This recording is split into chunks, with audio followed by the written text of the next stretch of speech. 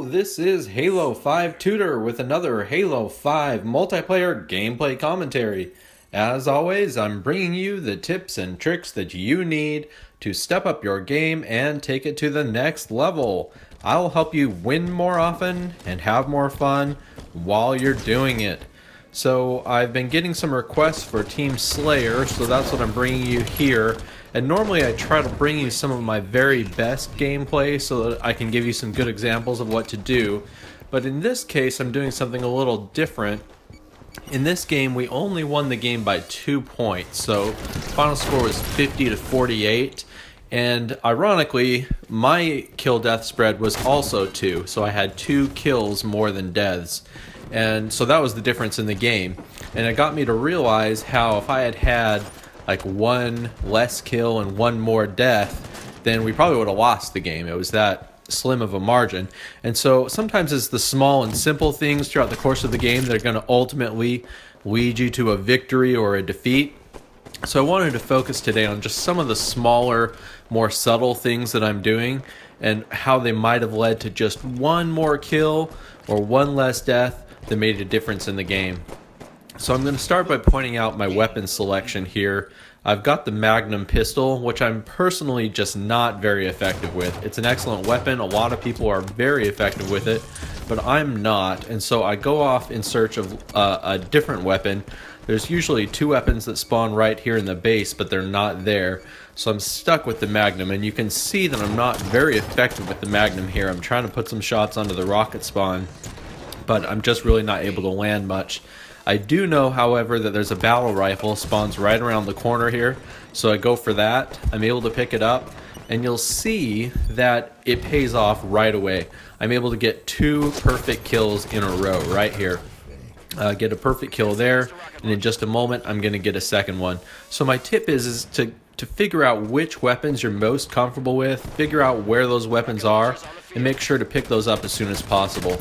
It goes for kind of the standard weapons like the DMR, the battle rifle, as well as the power weapons. Know which power weapons you're more comfortable with. Like on this map, they've got the rockets and the sniper. And if there's one that you're more particularly comfortable with, make sure to go for that one. So I'm staying up top, and you're going to see that this is going to pay off as well, because this blue player comes out below me. I get 2 or 3 shots into him. He jumps down, so I drop down another level, and I'm able to finish up the kills as he's down on the ground level.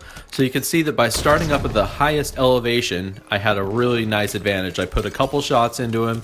Then when he dropped down, I was able to drop down, but still maintain an elevation advantage and get that extra kill.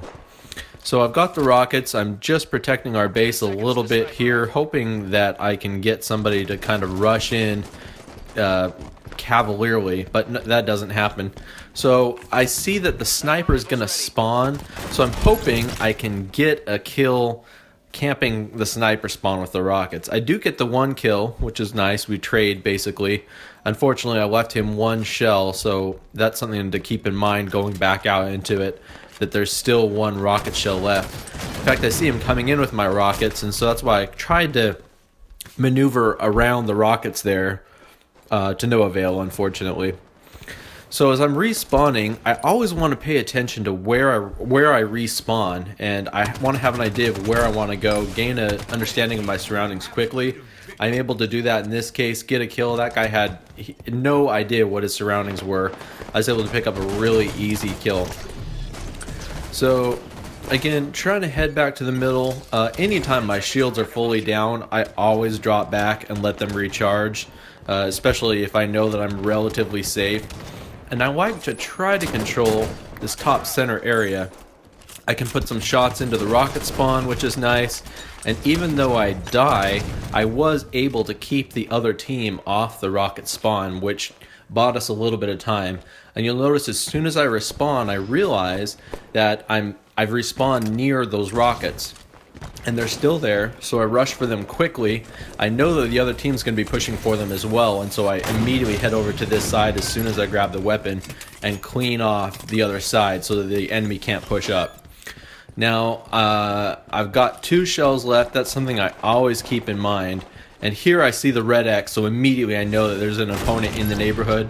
I just waited for him to come around the corner, and I was able to finish up with that last rocket kill. So I'm always aware of when I need to reload. That's something that I'm always keeping an eye on. I don't tend to reload if I'm in the middle of it, like if I'm engaged in something. But if I have a chance to fall back, I'll usually take that opportunity to reload if I'm kind of in the middle of things. Here, this was a little risky move. I thought I could probably pick up a cross-map rocket. I did. That finished off my rocket shells, so unfortunately I wasn't able to get this guy up top. He fell back. I didn't want to chase him down there because I feel like chasing to a lower level, if you don't know what you're getting into, is usually a bad idea. Most of my team was over here in this side of the base, and so I was moving over to support my teammates, but they all died. You can see there's red X's all over the screen. Anytime I see that, I try to hang tight. I didn't really know where a safe place to retreat would be, so unfortunately they eventually hunt me down. But anytime I see a lot of red X's on the screen, I try to sit tight for 3 or 4 seconds just to give my teammates enough time to get back in the game. Now here I have an engagement where honestly it doesn't go well. There's a blue player in this base. We're in a one-on-one situation. I've got this assault rifle and my Magnum, which are, like I've mentioned before, not really my preferred weapons. And so I felt kind of trapped here. And I was trying to stay off the radar. I thought that he might chase me down, and at least if he chased me, I'd have a bit of an advantage, but that wasn't the case.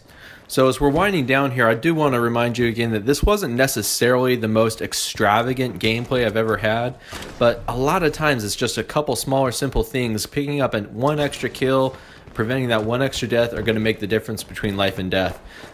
One of the things that I've become much more comfortable with is navigating through the maps. And this map's a lot of fun because there's a lot of great jumps that you can make. And so I guess the tip I would give you is to be very, very comfortable with the maps if you haven't got there yet. You want to get in there. Sometimes maybe it's a good idea to go in just when it's just yourself. Go into a custom game and explore the map, figure out how you can jump from one ledge to another, because with the climbing motion and kind of the jetpack motion, the bursting motion, there's a lot of different jumps that you can make and a lot of different angles you can get on the map that really help you move around quickly, and sometimes that extra second or two can make all the difference between an escape or assisting your teammate, so on and so forth. Here I am up top, just trying to support my teammate who has the sniper rifle. Unfortunately, I think I take some fire across map here, but when I respawn, I think this is where I go for the rockets, if I'm not mistaken. So I respawn on the rocket side at the very least, and I'm just trying to, I see that it's a very tight game, so I'm trying to not make any major mistakes. Unfortunately, I lose that encounter there. So going into the final seconds here, I knew it was very, very tight, and I wanted to play it safe. I didn't want to give the team any unnecessary points. I did see that the rockets had been pulled, so I'm trying to figure out where the person who had the rockets went, and I saw that they were down here. I was able to clean them up, pick them up off the opponent, and I realized that there's no room for error here. I have to get this one. I'm able to wrap it up for the win. So again, narrow margin of victory, not the best gameplay ever, but I did do a couple things that was just enough to get our team to win.